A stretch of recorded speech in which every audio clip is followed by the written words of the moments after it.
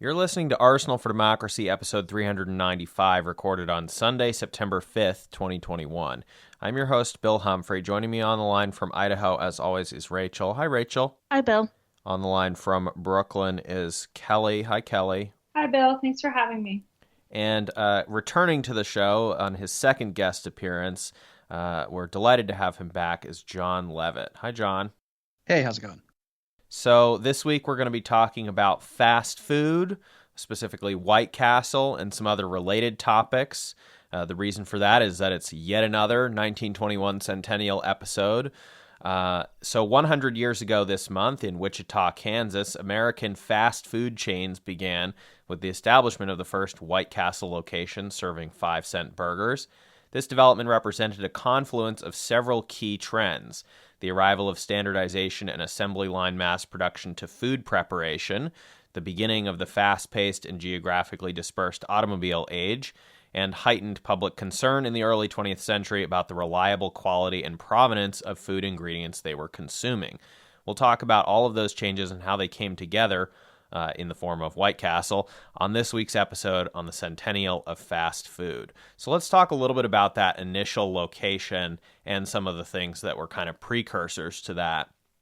And then we can get into a little bit of those bigger picture topics. So to quote a few points from the book that we cited a lot on several recent episodes, The Rise and Fall of American Growth by Robert J. Gordon, 2016. This is quoting now from page 76, I believe. The first White Castle hamburger chain opened in 1921. By the 1920s, major highways were lined with drive-ins of varying degrees of rustic or metallic modern appearance, sometimes with female servers in uniform. One of those we're going to talk about later on the episode, and one of them is actually sort of an outgrowth of something that came before, which we'll get into a little bit as well. And Gordon also notes that Howard Johnson's nationwide chain of orange-roofed Georgian-style restaurants with its uninspired food was established in 1925. Bit harsh there. But interestingly, I think it's important to note that fast food chains of the automobile age, while this was a new thing starting in 1921, they were not actually the first overall type of chain restaurant in the United States. And so I was curious about that, and I looked into it a little bit, and that's not really the focus today, but I'll just say, kind of in passing by way of background, chain restaurants had already become a force in the late 19th century with the spread of passenger rail. Americans wanted a recognizable restaurant brand around the country, and English-born entrepreneur and rail employee Fred Harvey in 1876 established the Harvey House chain alongside the Santa Fe Railroad network, with which he had an agreement to provide food to the passengers, and this was basically the first chain restaurant. By 1901, when he died, there were 45 Harvey House restaurants and 20 Harvey dining cars spanning 12 states. He had built a dining location every 100 miles where the steam locomotives would take on water and fuel. The railroad itself shipped in the fresh food to these locations by refrigerator car, and that's a topic that we covered in our February 2021 Patreon episode number 351 on the ice industry. The emergence of these chain railroad restaurants to replace either a total lack of food or very bad, often unsafe and spoiled food is one factor credited in making long-distance rail travel popular and viable for Americans, especially in the western United States, as contrasted with the densely populated eastern United States that could support independent restaurants near rail stations regardless of passenger traffic. Now, I did allude earlier with the point about the female servers in uniform at these highway fast food locations. That is kind of an outgrowth of the Harvey House chain. We're not going to go too deep into that because it's not really the focus of this episode, but the Harvey House had this like very strict policy around, the who they would hire to be waitresses, all white, all unmarried. They had to maintain certain behavioral codes of conduct. There were a lot of things that were kind of similar to earlier eras of like mill girl behavior and boarding houses and stuff like that. And then they had those uniforms that kind of became iconic and I think then spread to some of these other things. But basically you can see a similar parallel here where you have first these locations, chain locations every 100 miles along the railroad tracks. When you get to the automobile age, people are going kind of more off the beaten path, but they also need places to stop off and, cool down the car or get more fuel or whatever it may be. And obviously some of the things we see are like roadside attractions, but a lot of it is going to end up being these fast food chains after September 1921, when we start having the advent of White Castle. So that first location in Wichita, Kansas of White Castle was 10 feet by 15 feet with 5 counter stools. The hamburgers were on the smaller side, which eventually points toward their signature hamburger slider. And for branding purposes, the business put architectural flourishes on the building to make it look a bit like a castle, consistent with the name and logo, which they continue to do. They were imitated about 5 years later by another Midwest competitor called White Tower out of Milwaukee. And all of that is cited from the book Symbols of America by Hal Morgan in 1986. Part of the castle branding, according to one article that I read on saveur.com, said that basically it was supposed to call to mind the noble purity of chivalric values to signal that the food was safe and good. And that's a theme that we'll circle back to in a bit when John is going to talk about that. But ultimately, White Castle, although it was important for being the first fast food chain, it never became a massive fast food chain because it was never really franchised, at least in the United States. And so it remained relatively constrained to the Midwest and some other nearby states, but it had nevertheless become an important pioneer in the industry. Just to give sort of a comparative point, there are a few hundred White Castle locations in the U.S. today compared to 14,000 McDonald's locations. I've obviously been to plenty of McDonald's when I was growing up. I've only ever been to one White Castle, which is in Detroit.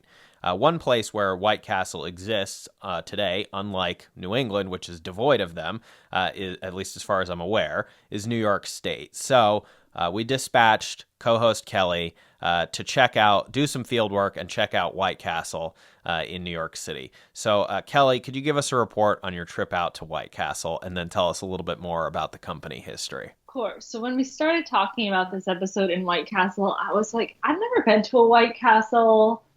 I know they exist. I was racking my brain, and then I was like, aha, across from my little favorite French bakery in Brooklyn is a White Castle, and it has been sort of amusing during the time of COVID to go to this nice little French bakery, get your like $5 croissant, and then sit like in what used to be a parking spot under the train and like look at this White Castle. It is sort of a unique experience to enjoy such a delicious pastry in such a non-European feeling location. And so, yes, indeed, there are a number of White Castles in New York. I actually looked up the locations on the map, and they do seem to draw a firm line at crossing over into Connecticut. But there are a number in New York and down to Pennsylvania. The White Castle near me appears to still not be doing eat-in. You can go in and get your sliders to go. I have only ever seen a handful of people enter it. It does not seem to be incredibly busy, but nonetheless, it appears that it's been there for quite a while in Brooklyn. And this made me think about what is White Castle's own version of their history. And so to hear that, I went to their website. Of course, their website is primarily a marketing tool and not the best place to find history, but I do think it's telling how they sort of tell the story of themselves. The first is that they only mention Ingram as the founder, not the fact that there was a co-founder who later got bought out, but all credit goes to Ingram on the site. They do credit themselves for a lot of firsts, including in 1921, of course, being the first fast food hamburger food chain. In 1927, they credit themselves with inventing carryout. In 1996, they credit themselves with having the first website for a quick serve restaurant. And then in 2018, they credit themselves for being the first fast food chain to adopt the Impossible Burger, which is the vegan option that now exists on so many fast food chain menus. One of my favorite things that I noticed on the site was their assertion that not only do our sliders taste good, they're good for you. And they credit a 1930 University of Minnesota study in which a student only ate White Castle for 13 weeks straight. White Castle burgers and water were all he was allowed to eat for this 13 weeks. And University of Minnesota doctors checked him out afterwards, said that he was in tip-top shape and good health. And so White Castle has taken this for the past 90 years to show that White Castle is healthy for you. What they fail to mention is that this individual died at the age of 59 from heart disease, and after this experience, never ate a hamburger again. But I thought it was interesting that it was still on their website, sort of purporting the health benefits of White Castle, which I think overlaps in many ways to the elements of cleanliness and hygiene and sort of crispness that they sought to exhibit in all aspects of their operation. So I'm sorry, Bill, next time you are in New York, you'll have to come check out White Castle yourself. It looks like they have not made it crossed into what I would consider the real New England, which does not include New York. But yes, there are plenty around here should you ever need to try it out again. I agree with you that it is interesting that the company itself continues to focus so heavily on the founder, as you said, one of the founders, Billy Ingram, as opposed to Walter Anderson. And part of the reason for that, and this is another key distinction as compared to something like McDonald's, is that this is not only not a franchise restaurant, but the entire chain is still owned by the Ingram family. It is not a publicly traded company. This is private, closely held, etc. And the CEO is Lisa Ingram. So it's still in the Ingram family to present day.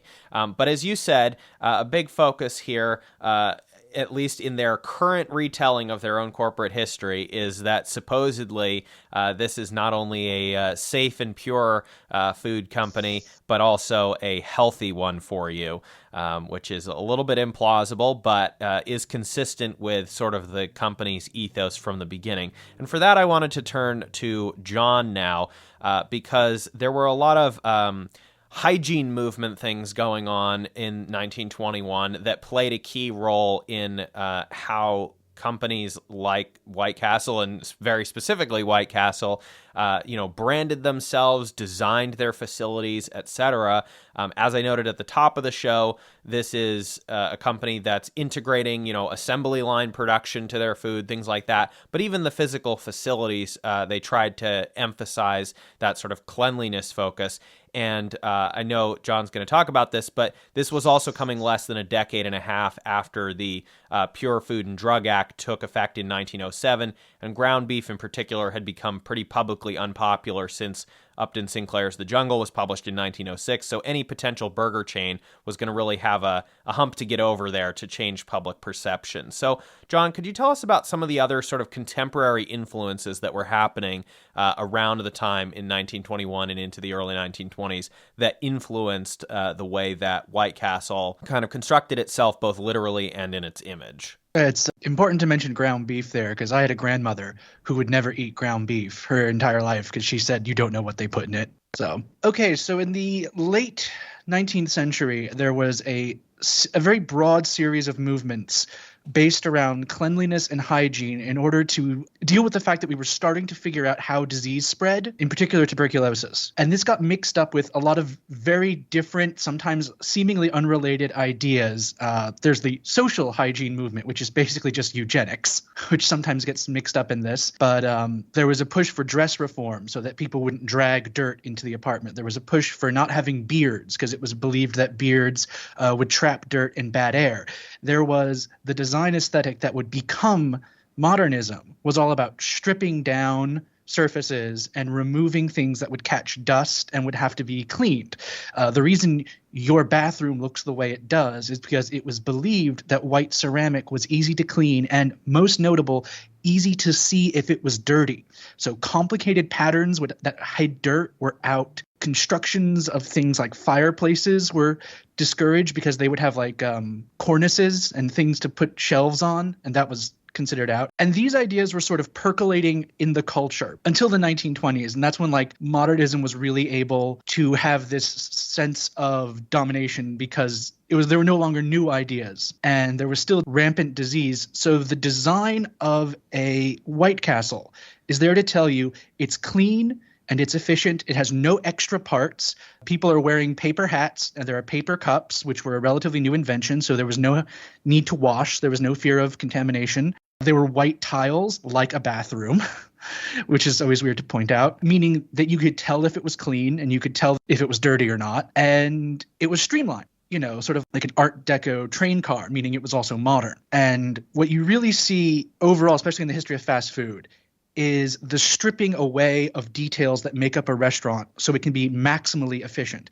I mentioned that there was all paper cups and paper plates, but there are also no utensils, which is something McDonald's pioneered because they noticed they were losing time having to clean utensils, and also like teenagers would make a big mess with them. So everything would have to come prepackaged. Everything could be thrown away. The White Castle menu itself is very simple. They sell burgers, fries, and onion rings. I think that's about it. And there are often very few seats available. Like it was all like just stools or carry out. And that was the idea, like, this is fast, this is clean, this is mechanized, and this is efficient. Yeah, I noticed that in the account in that book, Symbols of America, talking about that first location.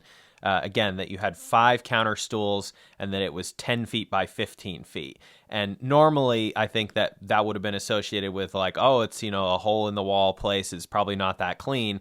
And in this case, they flip that on its head and say, well, we're getting people out the door fast. It's very simplified. It's very standardized. And you bring in a lot of those other sort of industrial aspects that this show has certainly talked a lot about, and you incorporate it into the food industry, and specifically food preparation and restaurants, because one thing that we'll probably do an episode on at some point is things like grocery stores, which there had already been sort of standardized chains for that. But here, as you say, we have now a standardized food preparation and service process, which is a different aspect within the food industry. And I think that also leads us to the point, which I think you wanted to talk a little bit more about, which is sort of the food itself, kind of trying to propagandize that this was safe, clean, healthy, good for you. Kind of the opposite of something like the Super Size Me documentary from however many years back that was regarding McDonald's, where there's this big push to say not only is this stuff not good for you on a just nutritional level, but it's also unhealthy in terms of what is going into it, which I guess goes back to the point that your relative mentioned about you don't know what's in the ground beef. I think that part of the appeal in this time period of a chain restaurant where everything is consistent and standardized, as opposed to now we might look at that and say, oh, well, that's like such boring, frozen, pre-prepared food and et cetera. That's probably appealing at the time to a lot of the public because you can say, look, no matter where you get off on the highway, if you see such and such a chain, whether it's White Castle or some other chain, okay, they have a standardized sort of chain of procurement, at least theoretically, and you know what you're going to be getting. Yeah, there's an aspect that modern people may be missing is that there was a real like whiz-bang world of tomorrow aspect to these things, which is like, this is clean, it's efficient, it's made by machine. It's almost like made by machines. Everything is standardized, and every sandwich looks the same. So if you don't get sick eating one, you won't get sick eating another one. Yeah, it was just like, especially like in the early 20s when technology was moving so quickly, and like mechanization and factories were like the way of tomorrow, and like we were just going to keep getting more industrialized until Metropolis happens. That there was this real feeling that like, oh, we're going to like get rid of inefficient restaurants and we're all going to be futurists eating our perfectly prepared square meals. And that was considered like an ideal to aspire to, as opposed to something like we would see as like incredibly dystopic. Now, one of the other things that I wanted to talk about on this episode is sort of the path not taken, although, hey, maybe it's going to make a comeback, which is taking this a step further, right? That world of tomorrow aspect that you just mentioned, John, taking this a step further and trying to completely like separate the people working at the establishment from the customer base, trying to make it seem even more mechanized than it actually necessarily was. And that was automats. And these were always sort of more prominent in Europe than in the United States. So we'll be focusing more on the, U.S. side of it, but with some comparative points. But for that, we're going to turn to Rachel. And then once we've kind of talked about that, we can circle back around and kind of see how all these things integrate together. So Rachel, I'll go to you now. Could you tell us a little bit about automats and that kind of offshoot of, chain food and food provision in a modern, advanced technological way?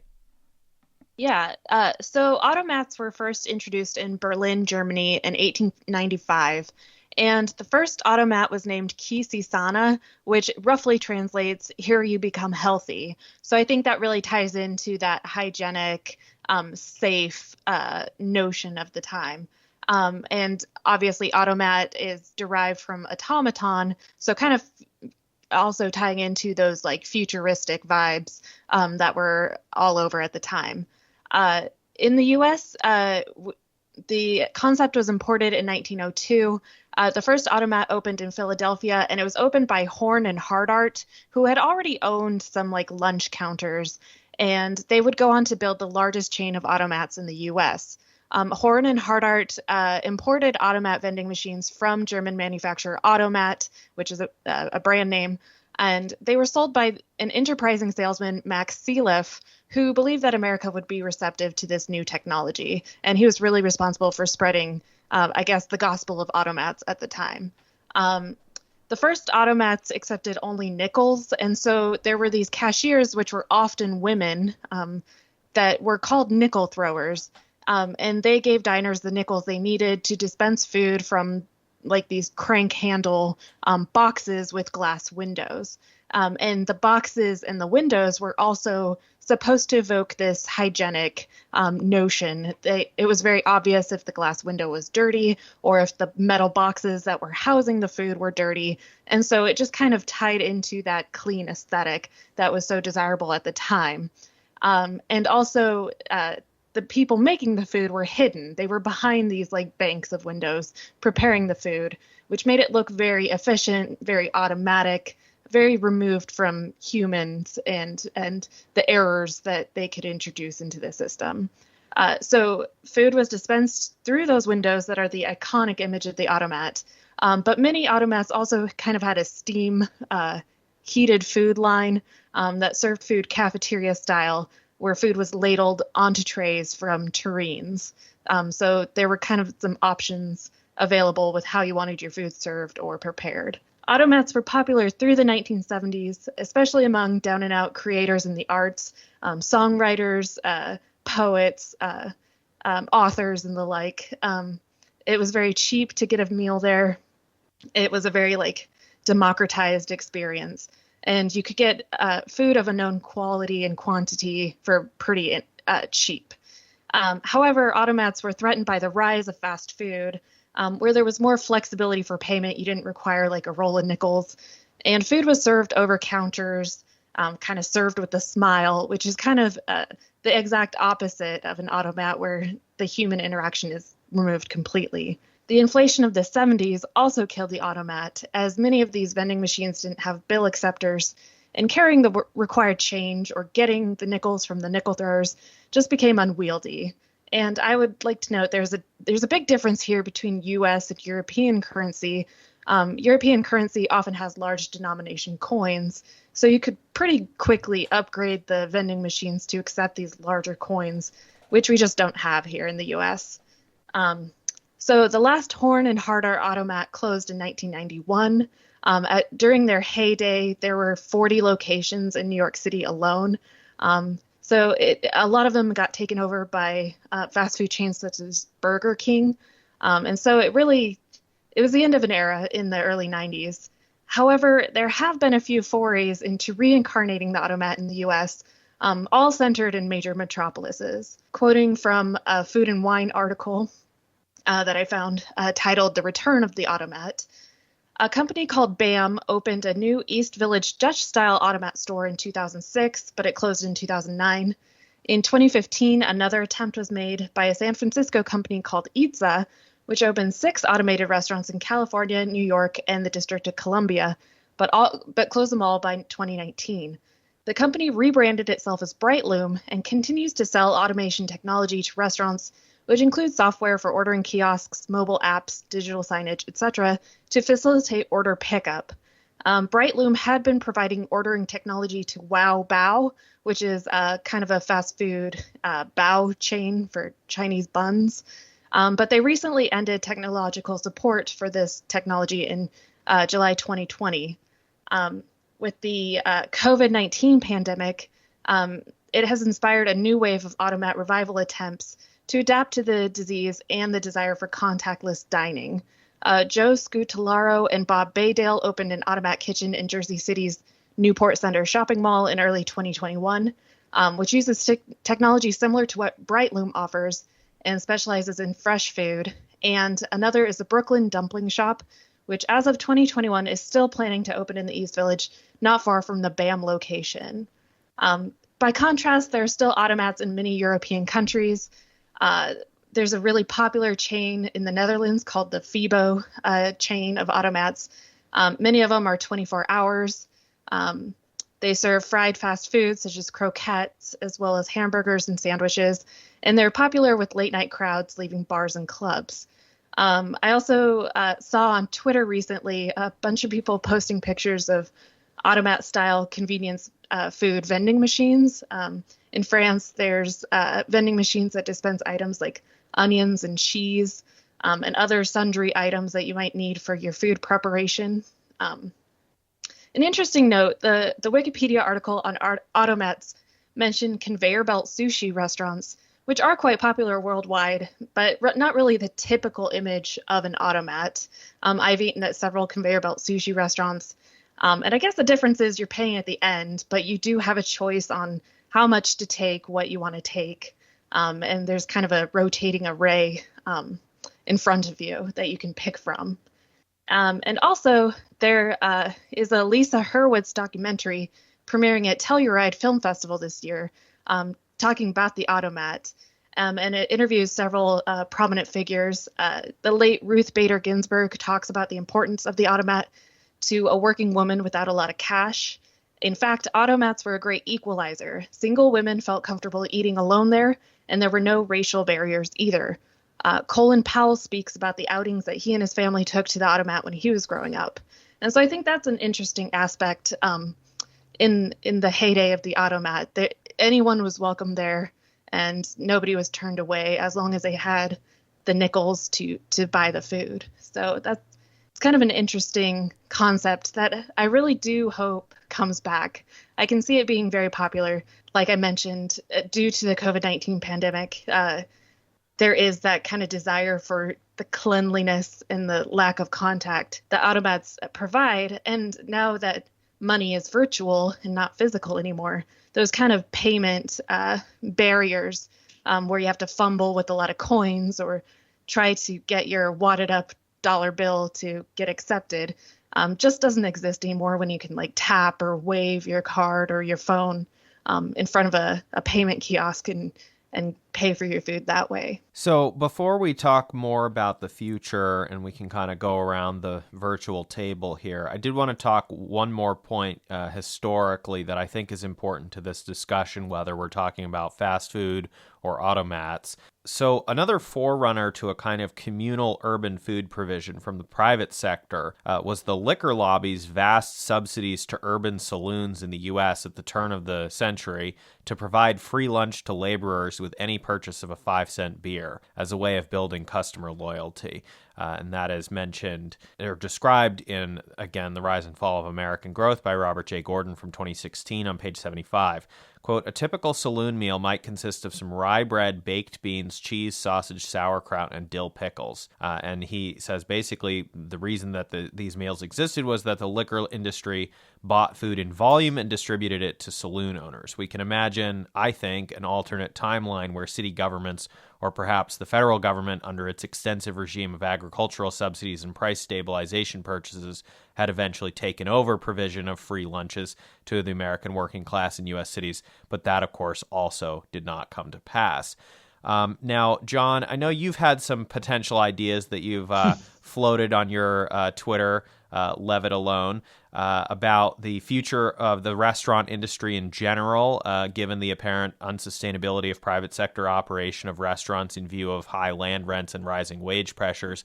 And specifically, I know you've been an enthusiastic proponent of let's bring back automats, cafeteria chains, things like that, and make them public, ideally, publicly owned and open to everybody and so forth. Could you walk us through a little bit about your thoughts on that? Sure. Well, one unintentional side effect of like slow radicalization and the pandemic lockdown is like I no longer believe full service restaurants have a right to exist, or if they do, you should have to pay through the nose for them. And it just seems like a much more efficient way of getting and using particularly local produce would be for cities to set up their own automats and cafeterias using produce produced from the surrounding area. France does something similar with its school lunches, which is actually, that's a right-wing idea there because that's like protecting the local farms. But here, particularly since there's so much produce produced within 100 miles of New York City, because of our Green Market Initiative, we are already producing so much edible material around that it seems trivial to centralize it and put it in distribution points throughout the city, because food is one of those things that takes to orders of scale really well. Like it becomes very efficient the bigger the machine is. And I often wondered, why don't we just have that as a subsidy? And maybe it could be, if not free, then extremely cheap. You could put one in every zip code. That would help the problem with food deserts. You'd keep the money you'd keep the money within the local region rather than going out to some like massive Midwestern conglomerate. And you could then expand it. Like you could include the green markets next to it. So you could pick up raw materials for cooking if you didn't want to eat prepared food. You could set up a delivery system. Like there's no reason why all this technology that makes like Grubhub possible can't be used for something good. And like those could be city employee jobs where you just deliver produce or food to people who order it. And I don't know. I think the sky is kind of the limit. Like, why don't we subsidize Instapots and then have people get delivered, vegetarian meals once 3 days, 5 days a week that they can just plop in the pot and be done with it? I know working parents would be very happy with that. Yeah, there's a lot of interesting ideas there, and I think I agree with you that it is time to really get creative, think outside the box, especially in light of things that we've learned over the course of the pandemic. Kelley, I'll go back to you at this point. We've talked about a whole bunch of different things on the history of White Castle, the sort of hygiene movement influences on it, and of course automats and things like that. I was wondering if you had any thoughts on really any of this. Yeah, the one thing that struck me as I was reading through the history and then listening to you all is really the consistency with which White Castle has sort of stuck to some of its original ideas. From its own website, it was very sort of taken with being the first in a number of ways, up until adopting the Impossible Burger in 2018, and I think would like to continue being the first in a number of ways. This idea of cleanliness, I think is still like visible at White Castle locations. They haven't really changed their design aesthetic much in the past 100 years. And so it's interesting to think about how these like different ideas, these like sort of core ideas to their operation model have like adapted, or in some ways the times have adapted to them. In other words, like the obsession with cleanliness was resulted to ground beef and the ideas about ground beef, and now our like obsession of cleanliness and being really careful about the way that we're served food being related to COVID-19. And so I do think it is like an interesting thing to look back at 100 years later, to think about sort of the more things change in the world, the more they seem to stay the same at White Castle. And it's fascinating that I think they're on their like fourth generation owner now within the family, and they still, it still exists within the family. They still have not taken opportunities to franchise beyond a few experiments with franchising in Asia.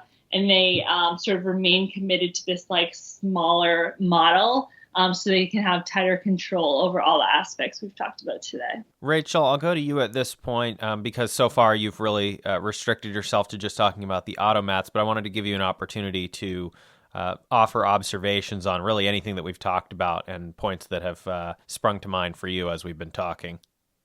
Yeah, I really agree with John that full service restaurants as they exist now just absolutely have no reason to exist and are really contributing to the immiseration of a lot of people. There's been a lot of think pieces about how awful customers are being in this kind of like powerless, controlless world.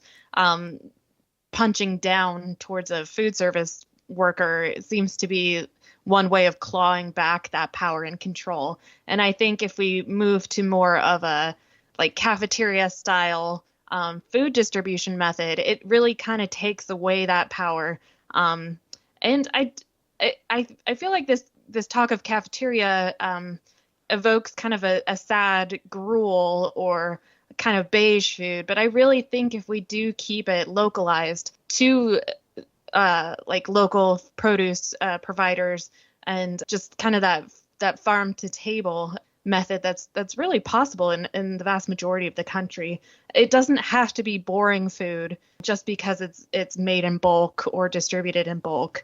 There really are a lot of ways that we could give delicious, nutritious food to people, like you said, greatly subsidized by the agricultural industry and by the government. So I think that needs to be something that we discuss further in the future and kind of reconceptualize the way we go out to eat or get food brought to us from the outside world. I always like to say my favorite restaurant in Washington, D.C. is the cafeteria at the National Gallery. Why is that? It's really consistently good, and it's very varied and changes often, and it's cheap. Well, it's a future to imagine and look forward to, I suppose. Rachel, thank you so much for coming on this week to talk about automats and potential futures for the restaurant and food service industry in this country. Thanks for having me. It was a real pleasure. I really enjoyed talking about this subject.